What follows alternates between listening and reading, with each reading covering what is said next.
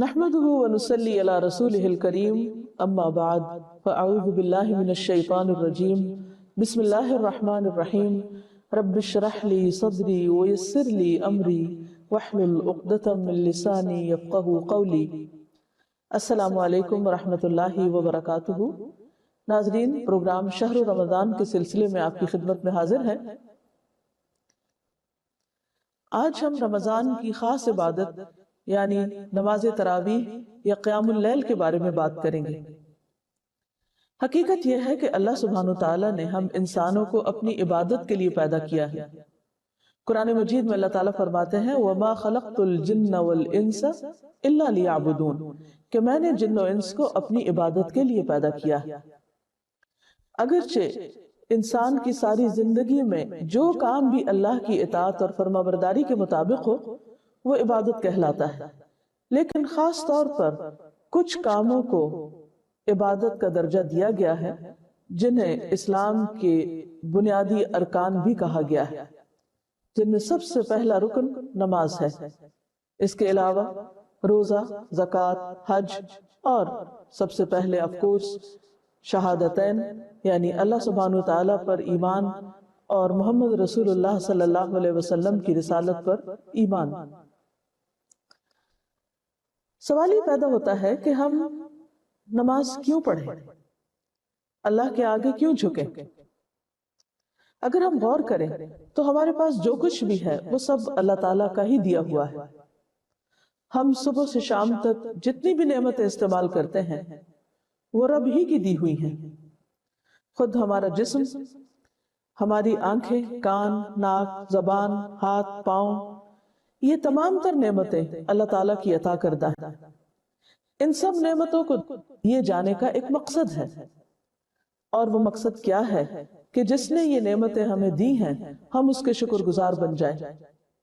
اور شکر گزاری کا بہترین طریقہ کیا ہے کہ انسان صرف دل میں نہیں، صرف زبان سے نہیں، بلکہ عملی طور پر اللہ تعالیٰ کی فرمانبرداری کرے اور ان طریقوں پر کرے جن کو اللہ تعالیٰ نے ہمارے لیے پسند کیا ہے۔ ان طریقوں میں سب سے بہترین طریقہ نماز کا طریقہ ہے۔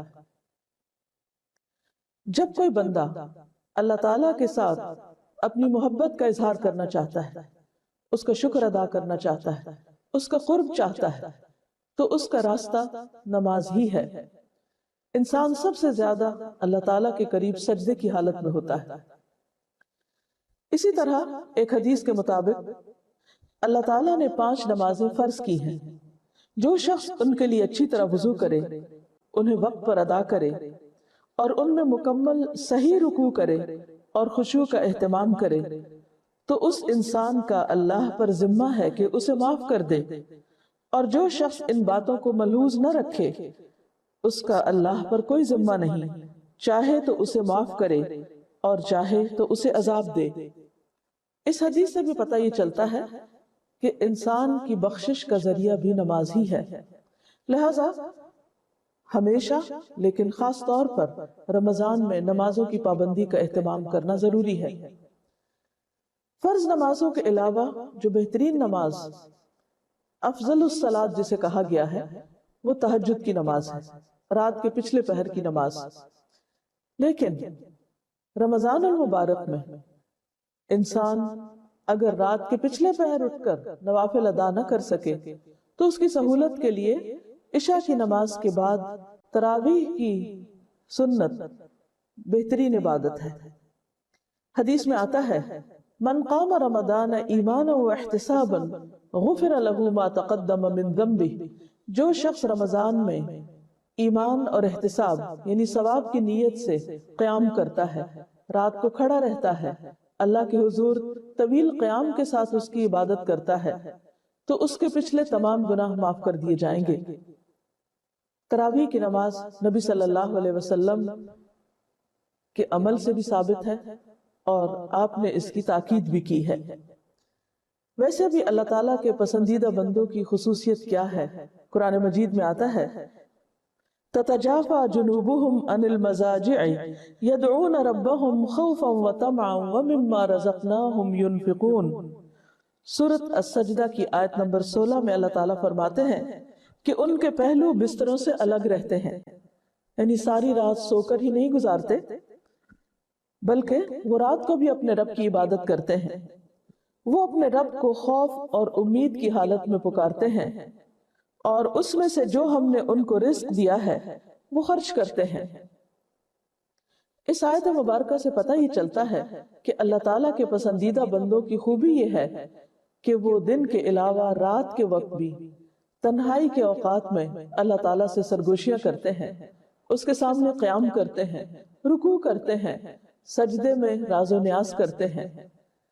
ایسے لوگ اللہ تعالیٰ کے محبوب بندے ہوتے ہیں، اللہ کے مقرب بندے ہوتے ہیں۔ اور اس شخص کی شان کا کیا کہنا جو اللہ رب العزت کے قریب ہو، جو کہ پوری کائنات کا بادشاہ ہے۔ پھر اسی طرح ایک اور آیت سے بھی پتہ چلتا ہے، سورۃ الذاریات میں اللہ تعالیٰ فرماتے ہیں کہ اللہ کے نیک بندے کون ہیں، متقی کون ہیں؟ کانوا قلیلا من اللیل ما یہجعون وبالاسحار ہم یستغفرون۔ وہ رات کو کم سوتے ہیں اور سحری کے وقت استغفار کرتے ہیں۔ عموماً رات کے پچھلے پہر میں فجر سے پہلے قیام کے لیے اٹھنا ایک مشکل عمل ہے، لیکن جس کے لیے اللہ تعالیٰ آسان کر دے اس کے لیے کچھ مشکل بھی نہیں۔ لیکن رمضان میں تو سحری کے لیے انسان اٹھتا ہی ہے، کیونکہ سحری کھانے والوں پر فرشتے رحمت کی دعائیں بھیجتے ہیں، ان کے لیے خاص دعائیں کرتے ہیں، اور اسی طرح اللہ تعالیٰ کی رحمت نازل ہوتی ہے۔ تو جو لوگ اللہ کے محبوب ہوتے ہیں وہ صرف کھانے پینے کے ہی شوقین نہیں ہوتے، صرف کھانا کھانے والی عبادت ہی نہیں کرتے، بلکہ اس کے ساتھ ساتھ شوق اور ذوق کے ساتھ اللہ کے آگے جھکتے بھی ہیں۔ اس لیے ہم سب کے لیے ضروری ہے کہ ہم رمضان کی راتوں میں اس عبادت سے فائدہ اٹھائیں، رات کے اول حصے میں کچھ نوافل ادا کریں اور کچھ آخری حصے میں، اور خصوصی طور پر وَبِالْأَسْحَارِ هُمْ يَسْتَغْفِرُونَ، سحری کے وقت استغفار کریں، اللہ تعالیٰ سے اپنے گناہوں کی معافی مانگیں۔ اور ویسے تو نماز بھی انسان کے لیے گناہوں کی بخشش کا ذریعہ ہے، لہٰذا ہم سب کے لیے ضروری ہے کہ ہم اس کا خصوصی اہتمام کریں۔ عام طور پر ذہنوں میں یہ سوال پیدا ہوتا ہے کہ تہجد اور تراویح کیا دونوں ہی ضروری ہیں، یا صرف تراویح کفایت کر جائے گی، یا صرف تہجد پڑھ لینا ہی کافی ہے؟ اس میں تو کوئی شک نہیں کہ رات کا آخری حصہ عبادت کے اعتبار سے سب سے افضل حصہ ہے۔ اس وقت میں جب انسان سحری کھاتا ہے تو وہ سحری بھی ایک مبارک کھانا بن جاتی ہے۔ نماز کی ادائیگی بھی، یعنی رات کو نیند لینے کے بعد اٹھ کر نماز ادا کرنا، جسے تہجد کہا جاتا ہے، وہ ایک بہترین عبادت ہے۔ نبی صلی اللہ علیہ وسلم نے اس کے بارے میں فرمایا، افضل الصلاۃ بعد الفریضۃ صلاۃ اللیل، فرض نماز کے بعد افضل ترین نماز رات کی نماز ہے۔ ایک اور جگہ پر آتا ہے، رسول اللہ صلی اللہ علیہ وسلم نے فرمایا، علیکم بقیام اللیل فإنہ دأب الصالحین قبلکم وہو قربۃ لکم الی ربکم ومکفرۃ للسیئات ومنہاۃ عن الإثم۔ تم تہجد ضرور پڑھا کرو، کیونکہ وہ تم سے پہلے صالحین کی روش ہے، اور تمہارے لیے اپنے رب کے قرب کا وسیلہ، گناہوں کو مٹانے کا ذریعہ اور گناہوں سے بچنے کا سبب ہے۔ یعنی اس وقت میں انسان کا اپنے نفس کی خواہش یعنی نیند کو توڑ کر اٹھنا اور اللہ کے حضور کھڑے ہونا، یہ انسان کے اندر ایک قوت ارادی پیدا کرتا ہے، انسان کے ایمان کو مضبوط کرتا ہے، اور ایمان کی یہ مضبوطی انسان کو باقی زندگی میں بھی گناہوں کو چھوڑنے میں مدد دیتی ہے۔ تو بہرحال اگر رات کے آخری حصے میں انسان اٹھ کر نماز ادا کرتا ہے تو وہ تہجد کہلاتی ہے، اور اگر پہلے حصے میں ادا کرتا ہے تو وہ تراویح کہلاتی ہے، اور اوورآل رات کی نماز کو قیام اللیل کہا جاتا ہے۔ اور قیام کا لفظ اس لیے کہ اس میں سب سے زیادہ پسندیدہ چیز جو ہے وہ طویل قیام ہے، زیادہ دیر تک کھڑے ہو کر نماز پڑھنا، اور اس میں قرآن پاک پڑھنے یا سننے کا اہتمام کرنا۔ اس میں ہم دیکھتے ہیں کہ عام طور پر ہم خود قرآن پاک زیادہ یاد زبانی نہیں رکھتے، یعنی بہت سے لوگ حافظ نہیں ہوتے، انہیں قرآن مجید کا بہت سا حصہ یاد نہیں ہوتا۔ اس لیے سہولت کے لیے اگر انسان کسی مسجد میں یا کسی جگہ پر جمع ہو کر یہ نماز ادا کرے تو مکمل قرآن پاک سننے کی بھی سعادت حاصل ہو سکتی ہے۔ اور اگر سارا قرآن مجید نہ بھی سن سکے تو اس میں جتنا بھی اللہ تعالیٰ توفیق دے ضرور فائدہ اٹھانا چاہیے، کیونکہ اگر انسان اکیلے میں یہ نماز پڑھے گا تو بعض اوقات سستی ہو جاتی ہے، زیادہ دیر قیام نہیں کر سکتا، تھکاوٹ ہو جاتی ہے، غفلت ہو جاتی ہے، اور انسان رمضان کی راتوں کے اس ثواب سے محروم رہ جاتا ہے۔ جہاں دن کی عبادت روزہ سب سے افضل عبادت ہے، وہاں رمضان میں راتوں میں قیام کی حالت میں قرآن کا سننا، اللہ تعالیٰ کے حضور رکوع اور سجدے کرنا افضل ترین عبادت ہے۔ اس سے انسان کے اندر تقوی کی ایک خاص کیفیت بھی پیدا ہوتی ہے۔ اگر قرآن پاک کے معنی انسان جانتا ہو تو قرآن مجید سنتے وقت انسان پر ایک عجب کیفیت ہوتی ہے، کیونکہ یوں لگتا ہے جیسے براہ راست اللہ تعالیٰ سے ہم کلام ہیں، اور اللہ تعالیٰ انسان کو براہ راست ایسی ہدایات دے رہے ہیں کہ جس میں انسانی زندگی کے بہت سے مسائل، بہت سی مشکلات اور بہت سی الجھنوں کا جواب بھی ہوتا ہے۔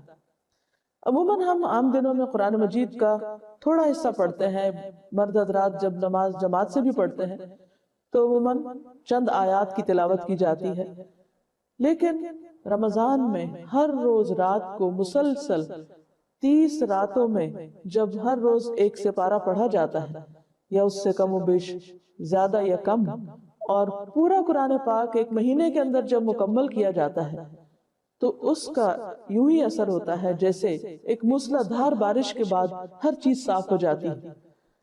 انسان کا دل، دماغ، روح، حتیٰ کہ جسم، یہ تمام چیزیں اس قرات سے متاثر ہوتی ہیں، خواہ انسان یہ قرات خود کرے یا کسی کے پیچھے سنے۔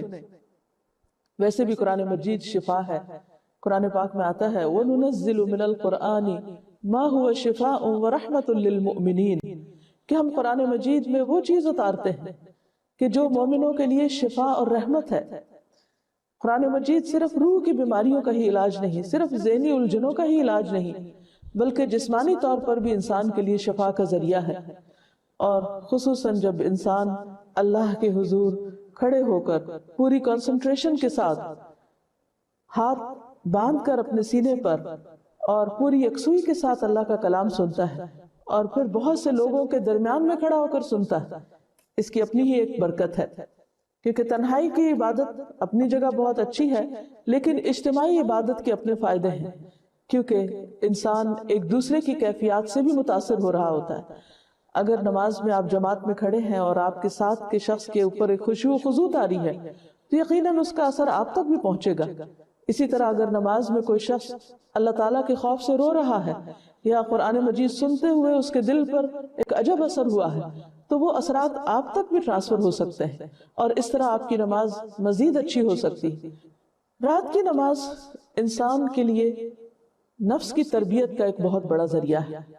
عام طور پر یہ دیکھنے میں آیا ہے کہ سال بھر زندگی کی مختلف مصروفیات کی وجہ سے انسان رات کی نماز کی طرف توجہ نہیں دے پاتا، یعنی نوافل کی طرف، لیکن رمضان میں اللہ سبحانہ وتعالیٰ کی خاص رحمت ہے کہ اس نے ہمیں یہ موقع عطا کیا، لہٰذا ہم سب کے لیے ضروری ہے کہ ہم اس کا اہتمام کریں۔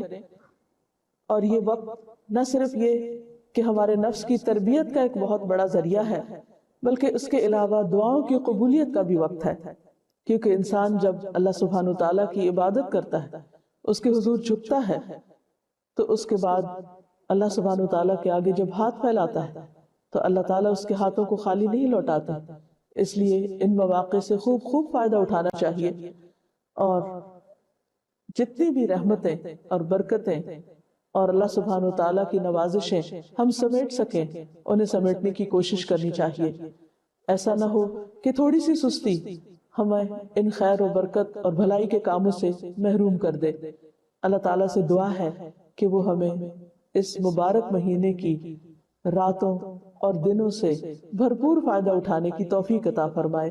وآخر دعوانا ان الحمدللہ رب العالمین۔ اس کے ساتھ ہی ہم اپنے پروگرام کا اختتام کرتے ہیں۔ السلام علیکم ورحمۃ اللہ وبرکاتہ۔